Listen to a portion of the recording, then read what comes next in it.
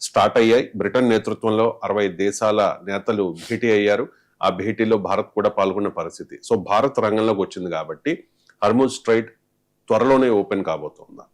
Yes అండి, ఫిబ్రవరి 28వ తారీఖున America Israel కలిపి ఆపరేషన్ ఎపిక్ ఫ్యూరీ అంటూ ఇరాన్ మీద అటాక్ చేస్తే ఇరాన్ దానికి ప్రతిస్పందనగా ఆయితొల్లి అలీ ఖైమోని చనిపోయినందుకు ప్రతిస్పందనగా అది మార్చి ఆల్మోస్ట్ 2వ తారీఖున హర్ముజ్ స్ట్రైట్ ని క్లోజ్ చేయడం జరిగింది. అందువల్ల ప్రపంచం మొత్తం ఆయిల్ 20% ఆయిల్, తర్వాత 25% ఎల్పిజి యొక్క న్యాచురల్ గ్యాస్ అక్కడ నుంచి సప్లై అయిపోవడం జరిగింది. అంటే ఆల్మోస్ట్ 1 నెలకు పైగా ప్రపంచం అంతా విలవిలలాడిపోతుంది.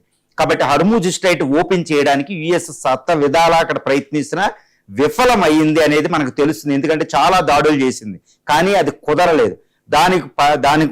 అందువల్ల United states of America president NATO దేశాలని, మిగిలిన దేశాలని, గల్ఫ్ దేశాలని, ఈవెన్ ఇండియా, చైనాలను కూడా ఆయన హర్ముజ్ స్ట్రైట్ ఓపెన్ చేయడానికి ఇన్వైట్ చేయడం జరిగింది. ఈవెన్ జపాన్, సౌత్ కొరియా, అన్ని దేశాలు, నాటో కంట్రీస్ అన్ని కూడా రిజెక్ట్ చేయడం జరిగింది. అది నీ యుద్ధం, నువ్వు మొదలు పెట్టిందని. కానీ అయితే నేను హర్ముజ్ స్ట్రైట్ నేనే ఓపెన్ చేస్తానంటూ ట్రంప్ బేరాల పలిక ఆయన విధాలుగా ప్రయత్నించాడు. కానీ పెంటగాన్ నుంచి హెచ్చరికలు ఏంటంటే అది సాధ్యం కాదు.